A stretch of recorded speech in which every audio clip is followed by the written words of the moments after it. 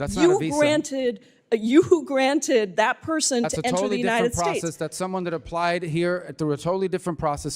Secretary Rubio, visas are a privilege. Secretary we deny Rubio, them all the time, and you we'll revoke them. revoked a visa based on an op-ed, and then you allowed for masked men to snatch somebody off the street.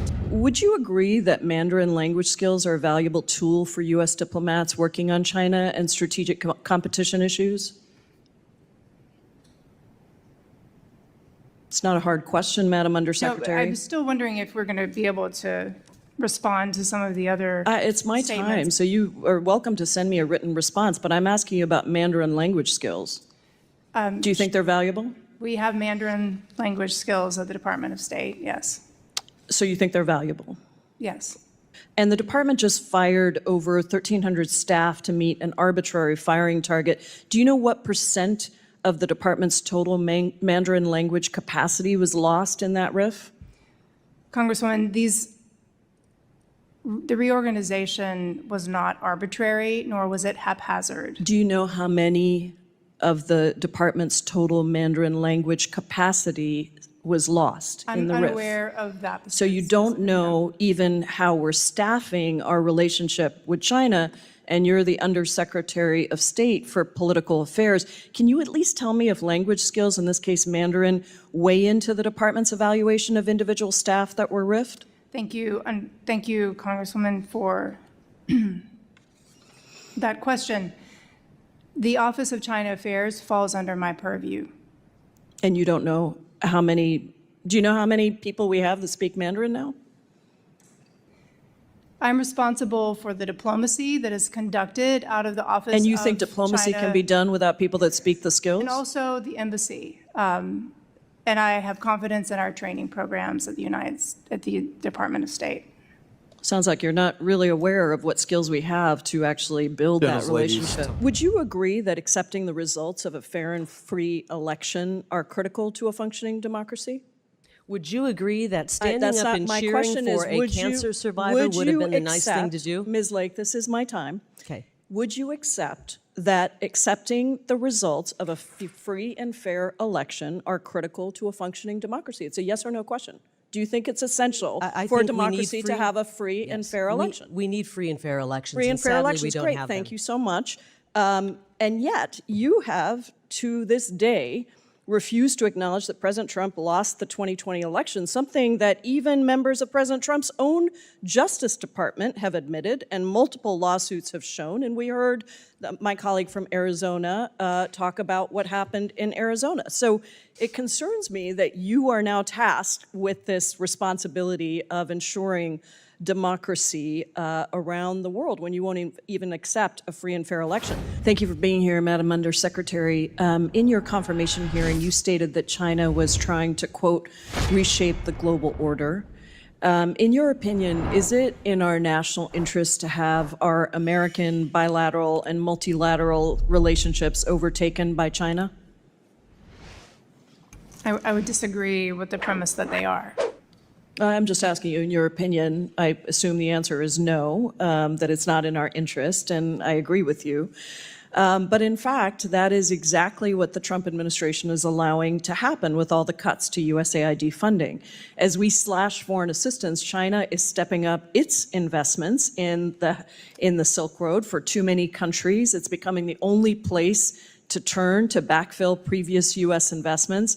And General Michael Langley, the commander of U.S. Africa Command, stated that China is, quote, trying to replicate specific USAID programs in Africa that the United States has cut, and that this trend has been seen globally.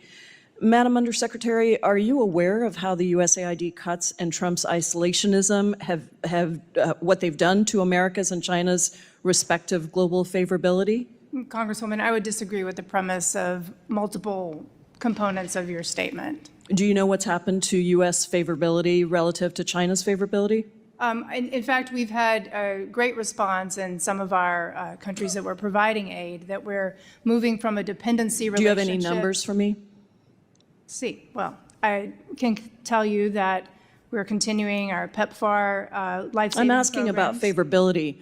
Are you aware that in January of 2024, a year before Trump came into office, the U.S. favorability rating was above 20 and China was in negative territory? And at the end of May, after just 5 months of Trump coming into office, China had a net favorability of 8.8 compared to negative 1.5 for the United States? Were you aware of that? I'm not sure what the sources of your numbers are. So you're not aware of that? I'm not aware of the sources of your numbers. Let me read you some statistics about how your administration's cuts will increase Chinese influence around the globe. Because of these cuts, Chinese investments in assistance programs will now surpass American investments in 40 more countries. China will now operate 16 more diplomatic posts abroad than the United States. And if the president's budget request is enacted into law and the U.S. fails to pay its UN-assessed contributions, China would actually be the biggest contributor to the UN regular budget and UN peacekeeping operations.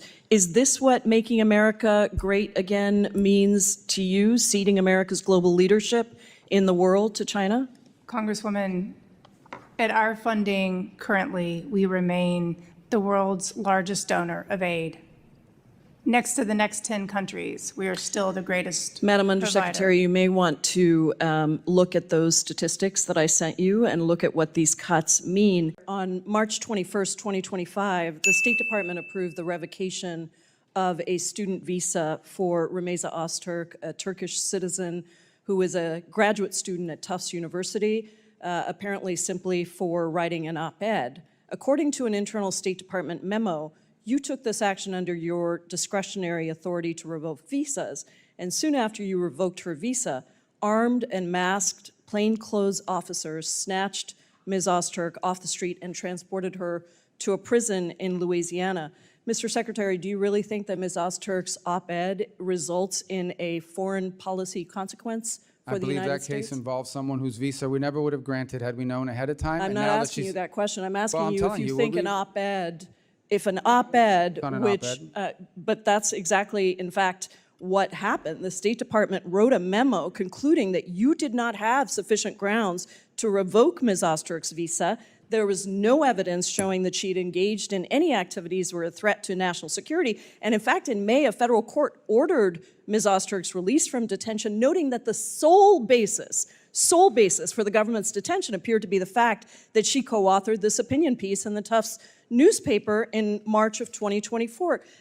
Where in the Constitution does it say that the Secretary of State can override the First Amendment protections of free speech? Is there a footnote that I missed somewhere? There's no constitutional right to a student visa. So, but is there a constitutional right? Does it say somewhere that Marco Rubio gets to determine which speech is appropriate and revoke student visas based on what you think constitutes free speech? There's a statute that says the Secretary of State gets to determine whether someone is a threat. We deny visas every day all over the world. Do you think that the Immigration and Nationality Act trumps the Constitution of the United States, Mr. Secretary? Well, Congress can always change the law if you want, but I'm telling you, Mr. in the meanwhile, I have the Secretary, authority, I will continue to revoke the visas of these people that come here to tear this country apart. You said that, Mr. Secretary. Because Let me reclaim my time because you are talking about revoking student visas based on what somebody says. And that means that you are trumping the legal supreme court, the supreme law of the land, which is the Constitution of the United States. No one has a right to a student visa. Mr. Rubio, why did the administration need to use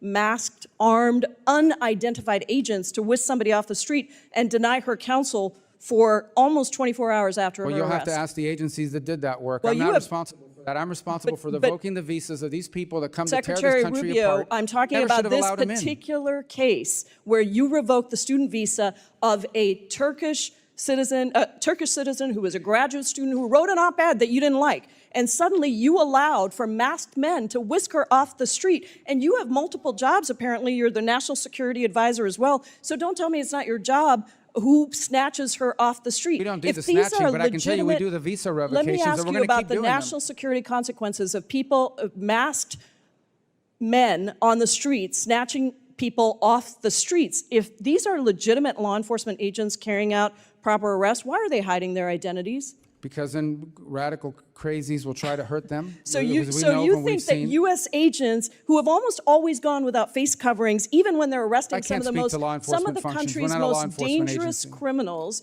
suddenly have so much to fear from a graduate student who wrote an op-ed that they need to be masked? Is that that law accurate? student was a guest in the United States on a student visa. No one's entitled to a student visa. So you revoked her student visa based on an op-ed which trumps the Supreme law of the land, which is the Constitution. Someone's coming up here to stir up problems on our campus. We're going to revoke their visa. She didn't do any of that. She wrote an op-ed. Well, she wrote an op-ed, and I'm talking to you about her particular case. Claims and your claims. Those are not the facts. You reclaiming my time. You revoked her student visa because she wrote an op-ed. Would you revoke? We're going to do more. I have another question for you. Would you revoke the visa of someone in the United States who published claims that, quote, Jews are an untrustworthy and dangerous group? Yes or no? We will revoke the visa of anyone who's in this country as a guest who's here to stir up trouble. Are you going to revoke the visa of somebody who made that? Send me the case. I'll look at it. I'm looking to get crazy people out of our country. Actually, it's not just about revoking. You actually, Secretary Rubio, excuse me, reclaiming my time.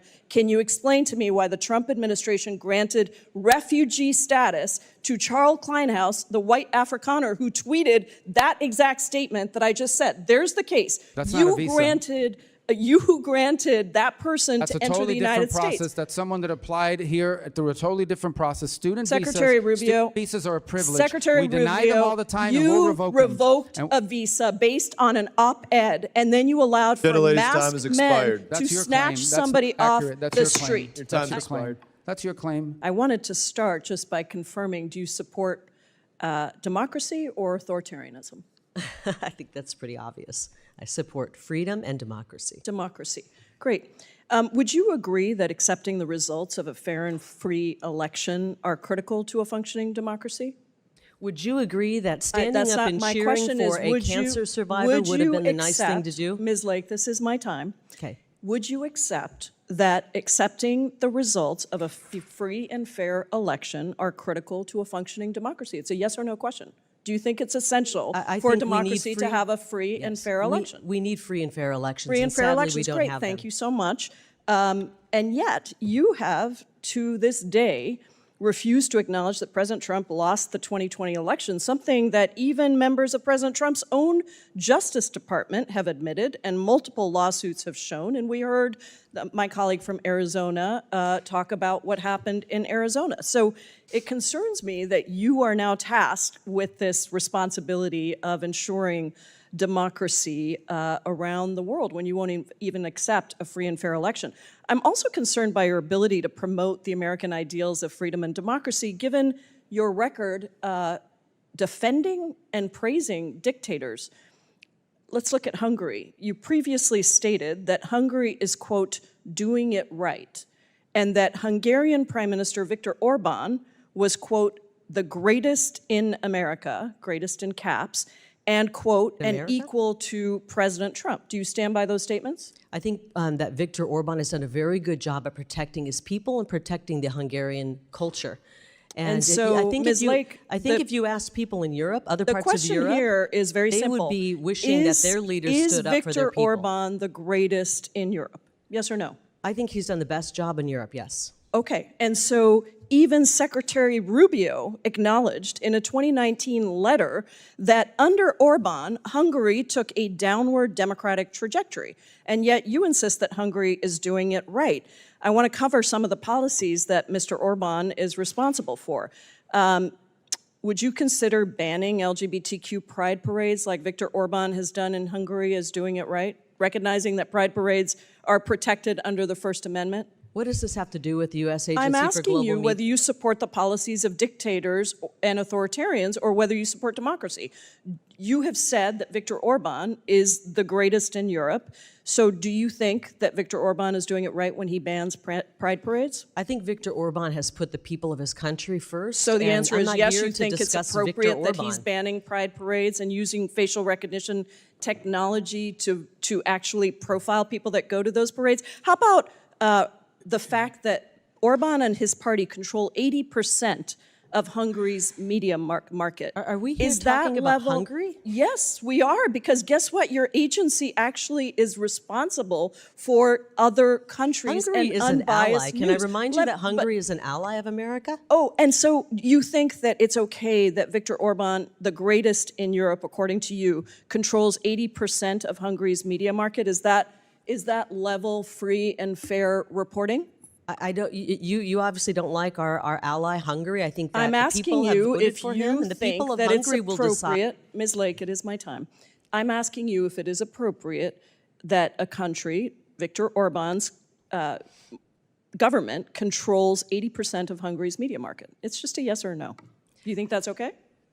Think he's the greatest of all I don't have time? an opinion on what Viktor Orban is doing in Hungary. It's not up for Other debate. than I It's know a he puts his fact people that has been first. documented by numerous organizations. who? Now, Can you not tell me only where that have you fact come supported, from? not only Where have did you that supported, fact come excuse from, me, Ms. Lake, Representative? I'm sorry to remind you, you are not a governor, you're not even a candidate for governor, you're here, and this is my time. Not only have you supported dictators that have supported policies that erode democracy, you also spread claims promoted by Russian state media that the Pentagon was funding bioweapon labs in Ukraine.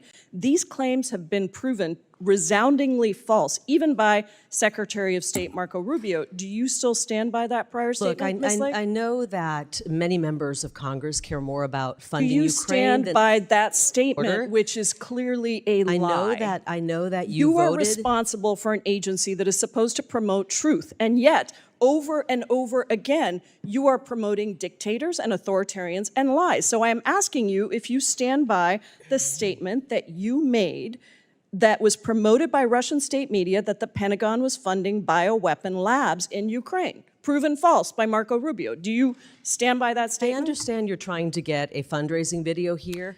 Okay, So well, let me you help clearly make it- don't let me understand that reminding you the are people- actually time here has before expired. District. Your time Congress. Mr. expired, Ms. Chairman, I Jayapal. just want to say you had that more than enough time. I gave you a few extra I seconds, and your understand, time and has expired. unfortunately, and I now recognize Representative Ms. Lake Davidson. is not responding Can to I the have questions. just 1 second to respond?